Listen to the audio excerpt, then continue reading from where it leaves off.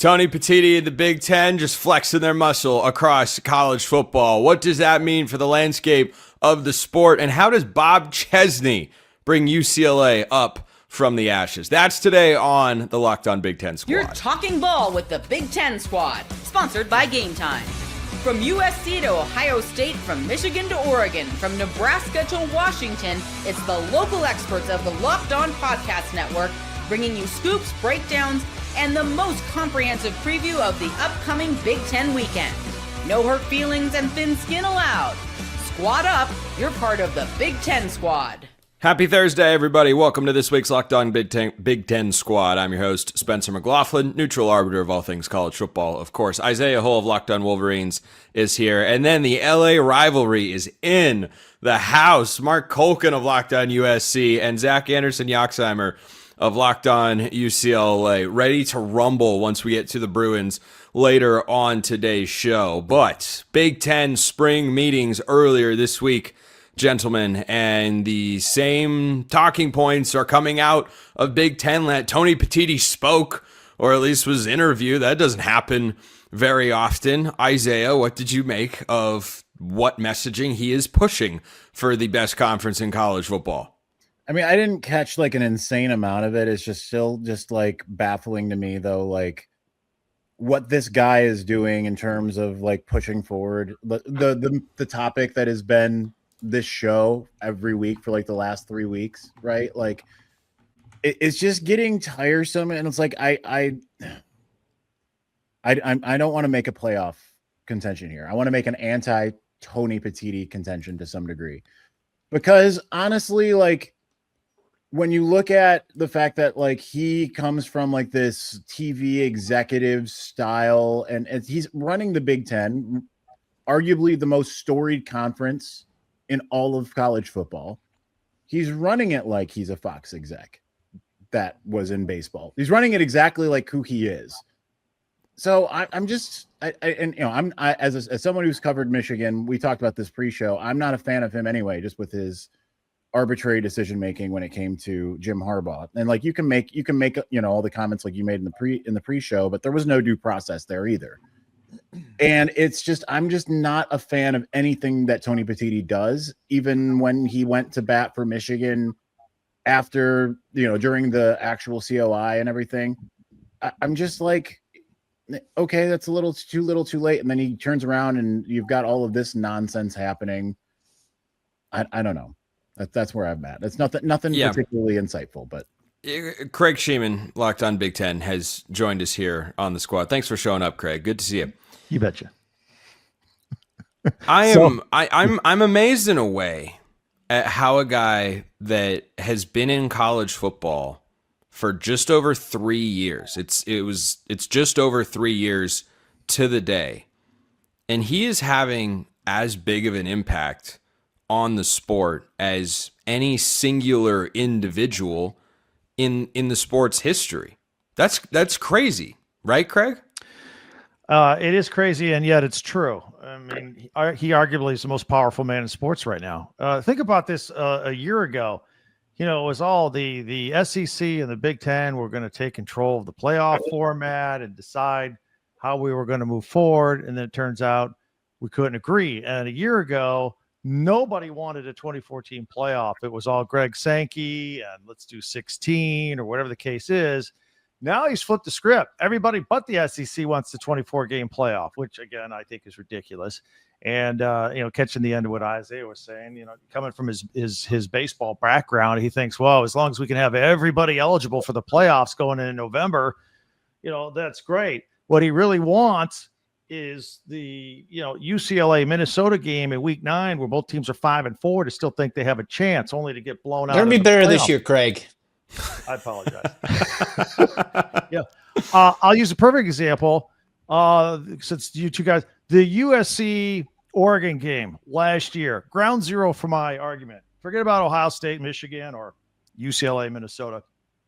That game last year, I believe, was the second to last week of the season or close to it. And we had all this intrigue. All right, USC had to win to get into the playoffs and take this Lincoln Riley, whatever you think of them, take it to the next level. And there was an outside chance that if Oregon lost that game, despite being in the top 5 all year, might have slipped just low enough to not be in the playoffs. Mm-hmm. That's the intrigue you want at the end of the season.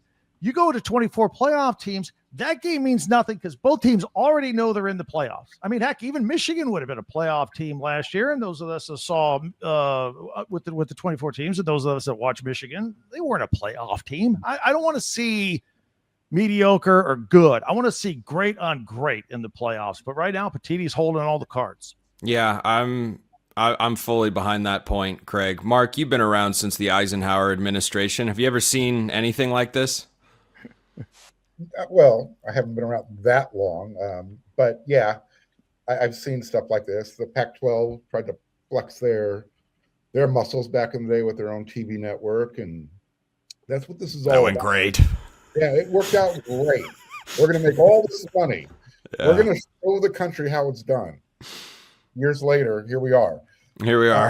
On the Locked On Big Ten squad. So, and here's what's so interesting. It doesn't matter what Tony Petitti says. Just follow the narrative that the media puts out there. Because once it starts leaning one way, and all of a sudden that's what's going to change everything. We know that ESPN has exclusive rights if it stays at 12 teams. Once it goes beyond that, now all of a sudden ESPN has to get competitive because some of Tony Petitti's friends in the TV industry at Fox and other networks, they're going to want a piece of the pie. So that's why you're getting this big push for 24 teams from the Big Ten. I'm 90% against it. I can jump on board with 10% of the idea, but there's just too many cons to it. You're going to have, as Craig mentioned, when you get towards the end of the season, not only will certain games not mean as much because they know that they're probably in with 24 teams, but then you also start to see the product start to dilute itself. Players start sitting out. The games don't mean that much. Rivalry games start to take a hit, which we can talk about on another show. But anyways, there's just too many pitfalls. So stick with 12. I can accept 16, but 24, way too many. I agree, way too many. And the resting of players, I've heard that talking point get circulated. And at first you'd think, well, no, I mean, this rivalry game is always going to but isn't 2024 Ohio State the perfect example? Does anyone sure, but some Buckeye fans care that they lost that game to Michigan as a 22.5-point favorite. Okay. They won the national championship. I'm making that trade every day of the week and twice on Saturday. If I'm a fan, if I'm a coach, if I'm an AD, I will swallow a rivalry loss if it means you win a national championship. Mark, one more thought, and then we'll get Yoxheimer in here. Well, no, and I was going to segue to Zach. I mean, now, what happens if USC and UCLA is number 1 and 2 in the country going into that final week of the season? Well, pigs will be flying through the air, so let's calm down. And okay, but I think it's more plausible than Oregon actually winning a national championship. Anyways, statistically not true, but we'll soldier on. Would players sit out that game because everybody on both teams know they're in the playoffs, and they're probably going to get a bye as well that first week? Yeah, those dynamics would be fascinating. Yoxheimer, is there any? The meetings were down there in SoCal. Did you go stage a protest? Did you bring a sign? Let's see. First, about pigs flying. I know Lord of the Flies is on Netflix. First episode specializes on Piggy. In terms of Big Ten meetings, it was at the Terranea Resorts. Google where that is. One of the best resorts, most expensive, beautiful coastline resorts you can see in Southern California. Look great. You got to bounce over some bad roadways where Tiger Woods fell off the first time in his big crash. So if you're making all those connections. And then in terms of this, Tony Petitti is even more of a villain than Greg Sankey. Like, be honest. Like, I think I kind of like Greg Sankey more. Right now I'm 100% more a Greg Sankey fan than Tony Petitti, and I cover a team that is in the Big Ten, and this is the Big Ten squad. We're going to examine that even further. Who's a bigger villain in college football? Tony Petitti, Greg Sankey, or Mark Culkin? That has to be explored next year on the show. First, this episode brought to you by our friends at Indeed. Workplace chaos, deadlines stacking up, inbox overflowing, in the one position you have to fill, still sitting open when the pressure's on and you need the right hire. This is a job for sponsored jobs. Indeed Sponsored Jobs helps you reach the people who actually fit what you're looking for. Skills, experience, location. So you're not just hoping the right candidate stumbles across your post. Here is a stat that says it all. In the minute I've been talking to you, companies like yours made 27 hires on Indeed, according to Indeed data worldwide. So if you're hiring, spend less time searching and more time interviewing candidates who actually check all your boxes with Indeed Sponsored Jobs. Listeners of this show will get a $75 sponsored job credit to help get your job the premium status it deserves at Indeed.com/podcast. Just go to Indeed.com/podcast right now and support the show by saying you heard about Indeed on this podcast. Indeed.com/podcast. Terms and conditions apply. Need to hire? This is a job for Indeed Sponsored Jobs. All right. We are unexpectedly getting to this topic today because I'm in the top left, so that's the way we roll. Isaiah, who over the course of his life, and keep in mind, Sankey has been the SEC commissioner for what, 10 years at this point? 10 years? Who's a bigger villain in college football? Tony Petitti or Greg Sankey? I mean, it was Greg Sankey because he was so unabashedly pursuing things openly for that we're just going to extend SEC dominance, and he still doesn't back away from that. And it's certainly very self-serving, but like the thing that Petitti's doing is so much more subversive, right? It doesn't even, he's not even out there being like, we're doing this for the Big Ten. Anything he does, whether it's that or like the private equity deal or any of those things, he's not doing any of these things that are like openly like we're trying to assert our dominance here. He's doing it like quietly and subversively, like a real life superhero, or not superhero, supervillain. Very Machiavellian. Yeah. Yeah. I mean, you asked the three, right? Like you said that it was it Sankey or Petitti or Culkin? I mean, it's still Culkin, but I mean, obviously. But number two, like just slightly behind him is Tony Petitti. No, we all know. I'm kidding, Mark. We all know the real villain of the world is Drake Toll of Locked On Big 12. And by the way, before you chime in, Craig, can anyone off the dome tell me where Greg Sankey did his undergrad? Does anybody have this? I'll give you a hint. There are more than 5 words in the college name. Ooh. So it was out of country? Is there a Northwest Missouri State University? All right, that's a valiant effort. That was several words. Are the words community college on the end of this little string of words? They are included, but they are not at the end of it. I tell you, I've never heard of this school. I was just seeing how long Sankey's been in his position since 2015, by the way. I will give you all next month's payment, my payment next month from this company if one of you pulls this off. Well, all right. Cayuga Community College State University of New York at Cortland. Oh, at Cortland, that campus. Okay. I thought it was the Niagara campus. That's yeah, right.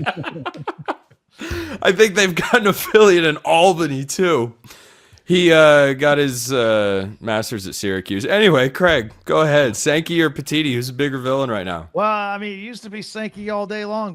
Because everybody in the SEC had their head in the sand. Thought, oh, woe is us. We're tougher. It means more. We just we can't play 9 conference games because we're too hard on each other. No, it's all nonsense. It's all gone out the window. It's all now in Petitti's lap now.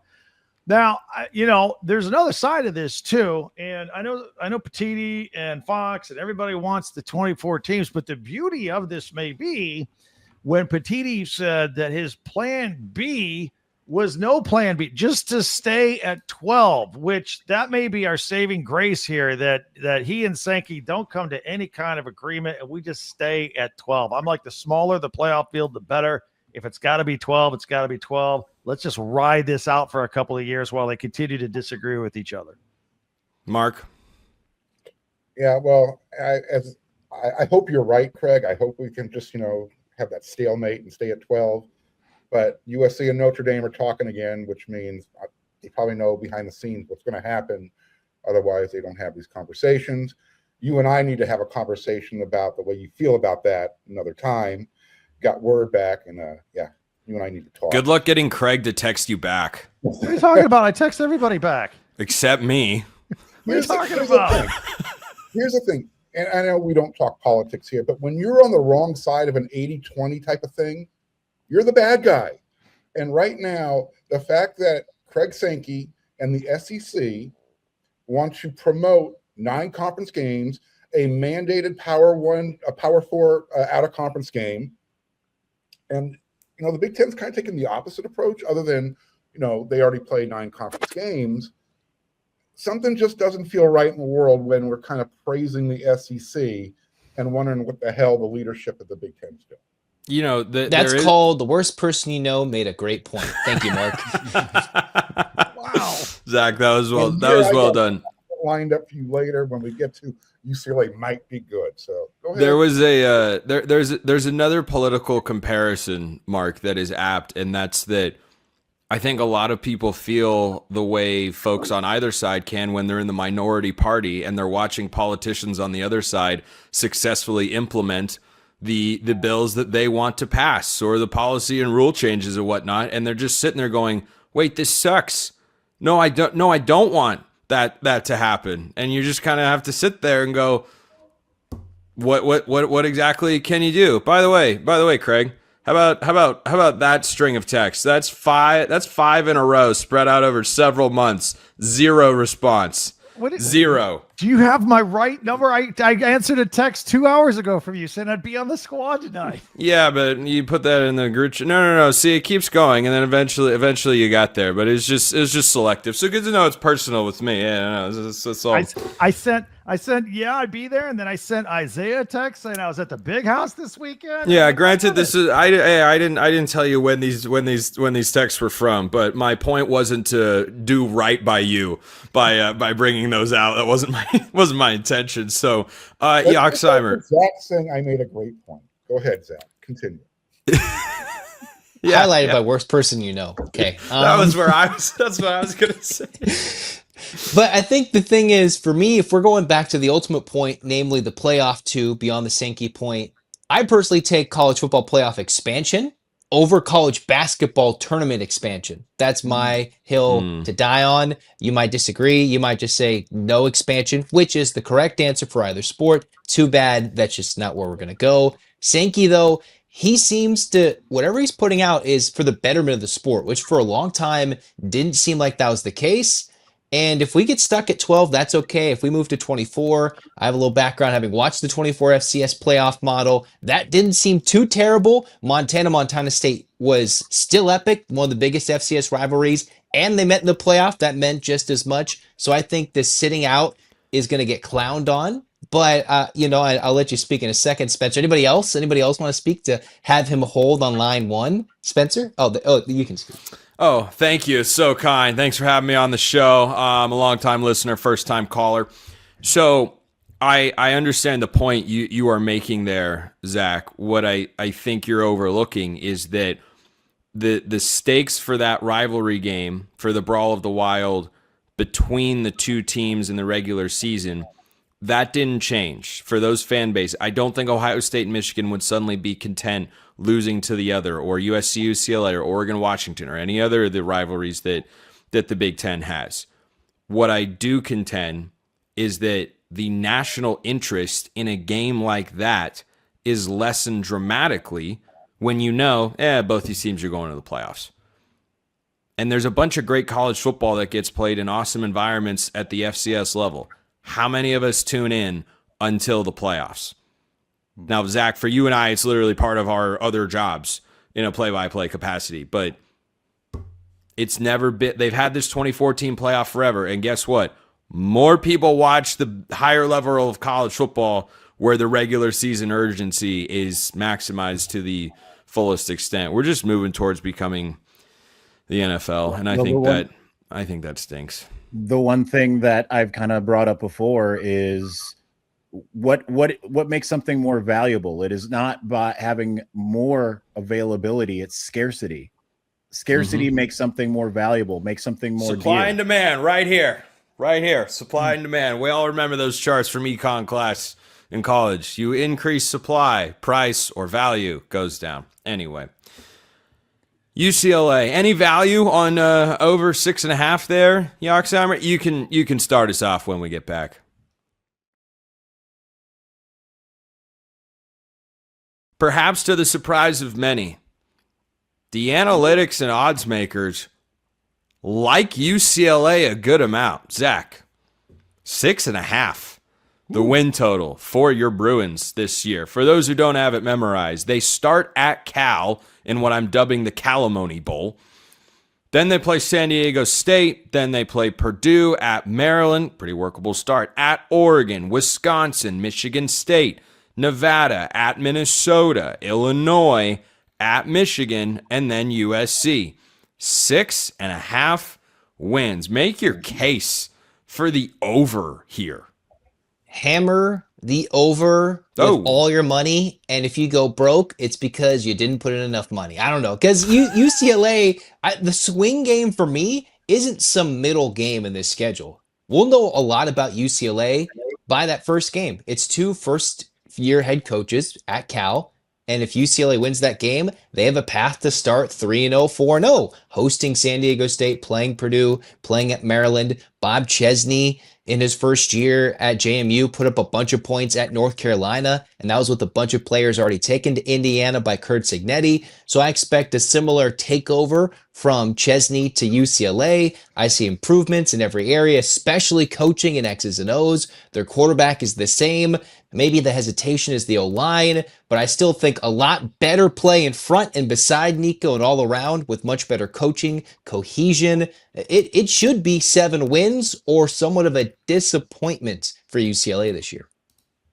Mark, do you hear the pearl clutching there by Yoxheimer? 7 wins, or it's a letdown for a program that hasn't won 7 games since Chip Kelly left. In 2 years.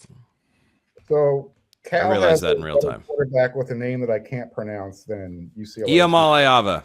I could pronounce Iamaleava. I can't pronounce Cal's quarterback, who I just think is a better fit. Yeah. Well, yeah. Jaren Kiave Sangopolotele. He is better than Nico.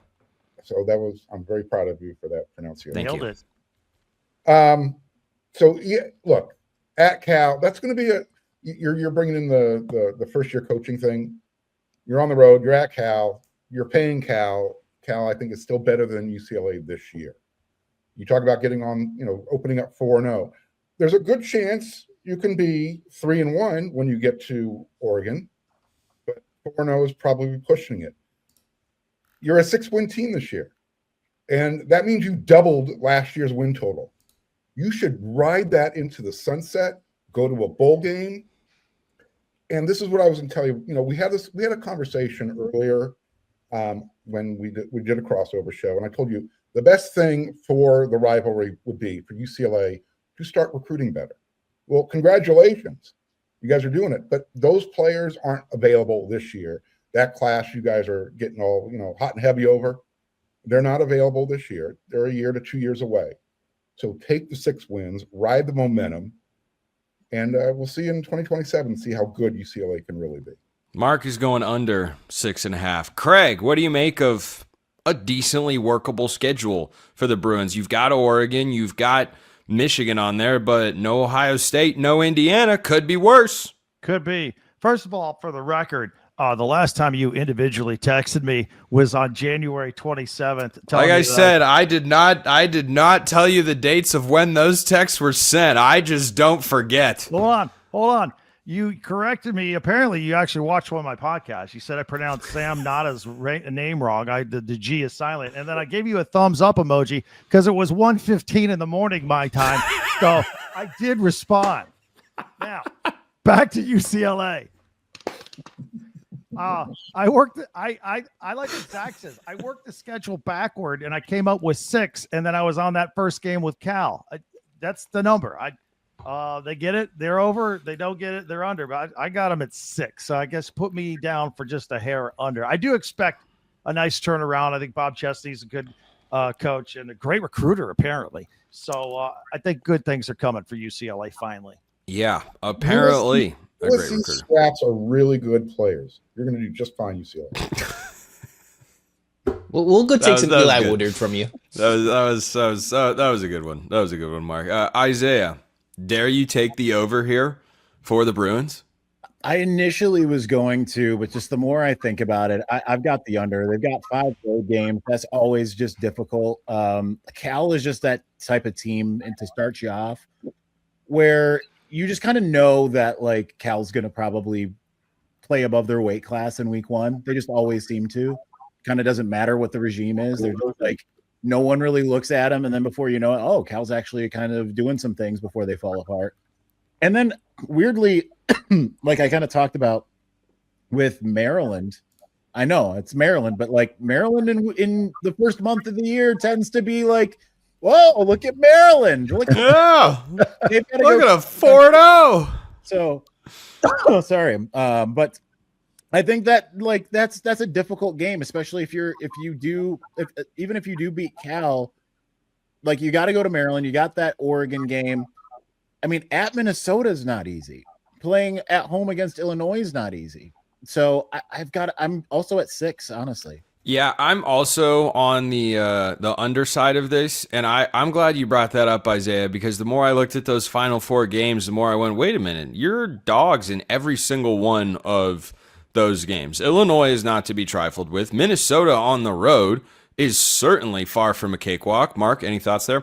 And then you go at Michigan, which is a significantly better team, and then you play USC, who's also a significantly better team. So that combined with Oregon, to me, is a pretty easy 5 losses, and then you'd have to win every other game. No stumbles against Pat Fitzgerald in his first year, or Luke Fickell coaching for his life anywhere. Yeah, I'm sorry, Zach. You can have the final word, but I gotta go under here. I don't know that I'm making my Nico jersey bet that I did with Bruin fans last year, which was really fun because I had to shell out 0 of my own dollars and 0 further embarrassment for a take that came to be untrue. I don't know. Maybe we should revive it again. You're hitting the under again. Maybe not as disrespectfully as you did last year, as you've done your entire Locked On career. Whoa! Cheering for Oregon. You're almost worse than Mark, which is saying something because he's got a USC flag in the background. You've just got a football. But I mean, maybe we have to make this again if you're hammering the under, just like. Well, hold on. Else. Let me point something out here. Why do you have a championship flag behind you for Oregon? I'm just curious. It just looks like a 0. One of these things doesn't belong in this picture. What did I do to? Okay, I did take a shot at Craig earlier. To be fair, so I feel like that. I was like, what did I do? Oh, okay, maybe a little bit in there, but. Zach, as Craig and I have learned in this show, technology stores for a very long time. We could go way back. There was a point in time in my career on this network in which I picked UCLA to win 10 regular season games, and they won 9. That was a darn good prediction. And then everything went haywire, and I cast them aside, and I was right. What are you, Mr. Peabody and Sherman? Is that the Wayback Machine? Is that the movie? Come on. Go back, blast in the past, and realize past mistakes don't produce. There haven't been any mistakes. I've been right there. I have been right there on UCLA's record 2 years in a row. My pulse for the Bruins is unmatched. Absolutely unmatched. And I'm not, look, right now, in towards the end of May, I'm on the under. Maybe you'll win me over in the next couple of months. Good luck, pal. At least 3 crossovers. Bring it. I'm fascinated with UCLA this year. I'm interested to see. Look at that. That's how interesting UCLA is. Even Mark is fascinated, and you should be. You should be. What has happened off the field can raise interest on the field, and I think that's the case for Bob Chesney right now. Isaiah Hove, Locked On Wolverines. Craig Sheeman, Locked On Big Ten. Mark Colkin, Locked On USC. Zach Anderson, Yoxheimer, Locked On UCLA. I'm Spencer McLaughlin from Locked On, wherever. We appreciate everyone listening. We'll see you next time. Until then, hope you all have a wonderful rest of your day.